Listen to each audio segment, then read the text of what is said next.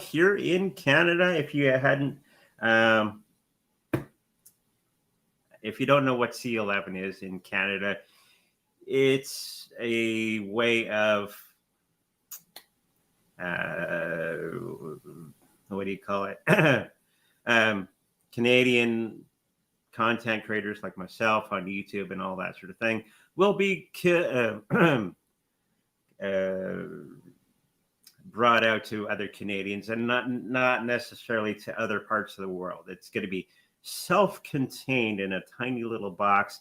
And as a result, all the news agencies that were doing Canadian news, the actual news, are now not allowed on YouTube and many of the other platforms because of the C11. So there's going to be a lot of backlash that's going to be happening with the big tech.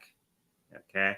And I do have this feeling that there's going to be a lot of lawyers involved with the next little while because of this, because it's one of their main financial structures within many of the news channels is having their news, Canadian news, put onto YouTube, Twitter, that sort of thing. And that's a good main source of income for them. And that was just cut from them. So I'm thinking the Canadian government's going to be having a visit from many, many lawyers, as I predicted before. And plus YouTube, that's their business model, is to bring everybody the content that they want and not have it being filtered through regulations like C11 and C18, I believe. So a lot of this is going to be going by the side and changed and all that sort of thing. So it's going to be a complete mess until they finally get rid of it in about a year and a half from now. Just automatic talking. So I'm still getting out there to the public, but I've noticed many of the views that I normally get have gone down quite considerably. And this is why I've started this whole new campaign of getting more channels with more stuff at the same time, getting through this rough patch for the next year and a bit.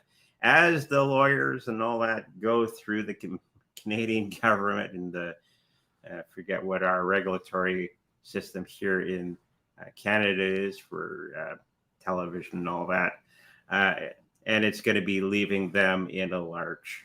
So it's not forever, but we're going to have to deal with it for a short period of time because YouTube will have their lawyers. Twitter will have their lawyers come talk to the Canadian government, and many of the other platforms that rely upon Canadian content as their business model moving forward. I never noticed that I did notice there's quite a few Canadians on YouTube, which is very interesting. Of course, we're all on YouTube, if you didn't know. But many of the big channels are actually Canadian. Interesting. So that's that. In about a year and a half, I think it's going to be going away by the way of the dodo. So what's next?